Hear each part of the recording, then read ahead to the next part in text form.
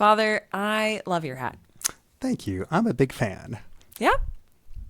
All right, so I have a question then. Okay. Do you believe in Santa Claus? Of course I believe in Santa Claus because he was real, ladies and gentlemen. Newsflash for you all.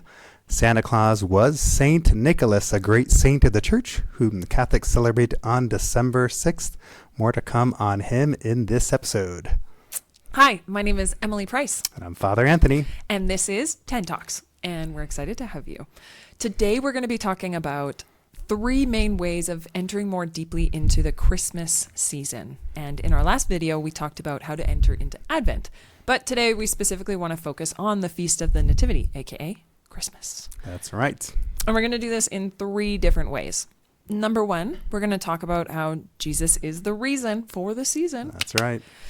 Number 2, we're going to talk about the Feast of the Nativity and of Epiphany. And number 3, we're going to talk about how to make your heart a manger. How beautiful. What a beautiful opportunity here to talk about this great season. So Jesus is the reason for the season. Oftentimes, all the externals that we prepare over this season, we might actually get distracted from the heart of the season. Jesus is that reason. We can take our children to the mall to see a Santa Claus, right? And that's exciting for them. But do we take our children to church to find Jesus? So St. Nicholas would, of course, want us to adore the Lord because he himself did. A great bishop of the church, he was known to rely on God's providence and seek out the needy and what their needs were to allow a moment of God's providence to bless their lives. So we wear our hats, we have these decorations to remind us of a great celebration that it's Christ's birthday that we celebrate. And so, as Father said, it is his birthday. And so it's not a strange thing to invite him into your Christmas celebration, as Christmas is meant to be his birthday celebration. And because he's so generous, he gives us gifts. That's right. That's right. So a beautiful image for us that we would love to sort of promote is St. Nicholas, who actually is adoring the baby Jesus, because it brings these 2 mysteries together. And there we have him, St. Nicholas, a bishop of the church, who served the Lord and reminds us that the birthday of Christ is what Christmas is all about.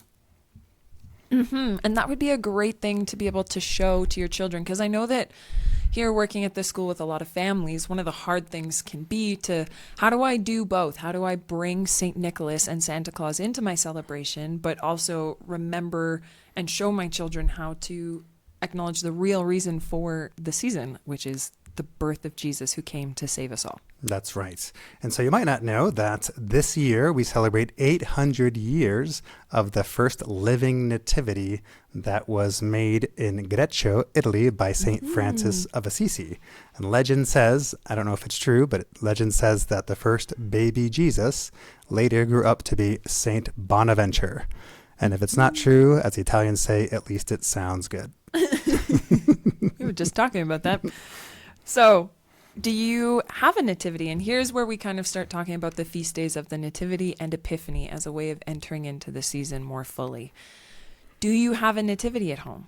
Do you have somewhere displayed in beautiful art the reality of the season? Do you have that anywhere in your home? Yeah, and there are different ways you can set up your nativity. You can have all of the figures of your nativity from day one, or you can have, as some families like to do, take a few figures at a time, and you have a Mary and Joseph. You have maybe the ox and the donkey, and then you have shepherds coming to adore, and over the period of Advent, they can start to assemble, or over the Christmas season, you start to collect these different figures to show what exactly is going on. Because the nativity scene reminds us of a great mystery, that we believe in a God who is not far from us. He's not a God who's distracted or indifferent to us. He's a God who comes close. God the Father sends his only Son into the world, born a baby, incarnate in the flesh, to live in the flesh and show us how to live as children of God. So it's a mystery that began in the incarnation in Mother Mary's womb, and then born in Bethlehem, that little cave. That place called Bethlehem means house of bread. The bread of life, the bread from heaven, came down to nourish us. And what do you do when you're in front of a little baby? Right? Babies are irresistible. You just want to squeeze those cheeks. You want to hug them and kiss them. And God became irresistible for us, born a baby in Bethlehem. And who could be frightened of a baby? Impossible. I mean, unless you've had bad experiences where they always cry, but I'm sure Jesus didn't cry. So what are there are kind of three figures, I guess, from the story of the Nativity that leads towards the Feast of Epiphany that you can travel with through this season to help you enter in more deeply. Right. I think we would start, of course, with Mary and Joseph. Mary, who has Christ in her womb after the incarnation, the Annunciation, and she's contemplating her baby coming into the world. And then Mary and Joseph preparing a place, that nativity scene, that cave in Bethlehem, and they adore the Christ child. So we can put ourselves in their positions with Mary and Joseph and just adore the Lord as they did, and ask them to teach us how to look at the Lord and adore the Christ child, the baby Jesus, with them. The second figures that we can enter into that spirit of adoration with are the shepherds, who the sign for them was the mother and child and manger. They came looking. That's right. Isn't that beautiful? So when the angels appeared and said, "Glory to God in the highest," this is a day of glory and praise because unto you a child is born, a son is given. And then the angels say, "This will be the sign for you. You will see a mother with a child wrapped in swaddling clothes." And that is the sign for us. Mary with child, with baby Jesus, is a sign of this great gift that we celebrate on Christmas. Christ is born and he's the gift to us. And then the third one that we can enter this spirit of adoration with is the wise men who came looking, who came following a star, and who brought their gifts of gold, frankincense, and myrrh. And that's the Feast of the Epiphany that we celebrate. And those three gifts remind us of what we give back to the Lord when we adore. Gold is something that is due to God because it's precious, right?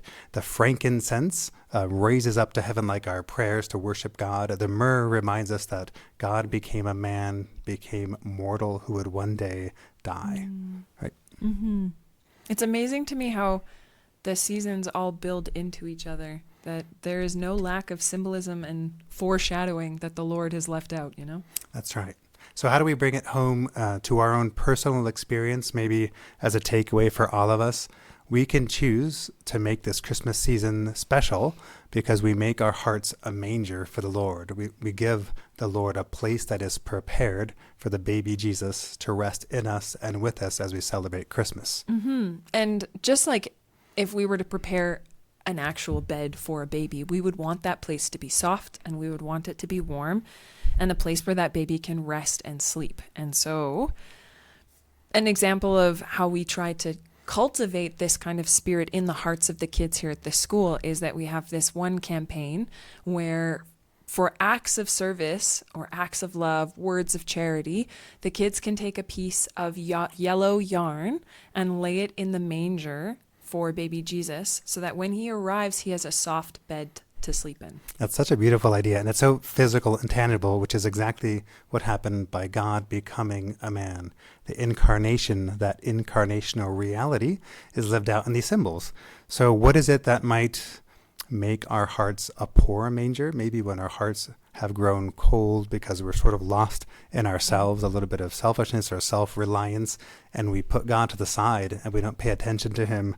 Or maybe there's something that's hardened in our hearts that just needs some forgiveness, either asking the Lord forgiveness or forgiving another. So maybe over this Christmas season, we can look at the state of our heart, a good confession, a good time of adoration and prayer to soften and warm our hearts to be a good manger for the Lord. And like these little children, we can do and choose acts of love towards one another to be truly a warm and holy manger for the Lord to rest in us. Beautiful, Father. Thank you for saying that. You're welcome. So let's celebrate Christmas the right way this year. And if you have a hat like mine, you can also show people what St. Nicholas is all about and who Santa Claus is. And before we go, I just have one little surprise for everyone. Okay. It's a joke. So, Lovely. what kind of motorcycle does Santa drive? A Harley Davidson. Isn't that amazing? Ladies and gentlemen, we have been so glad to have you. We are your hosts, and we look forward to seeing you next time. Merry Christmas.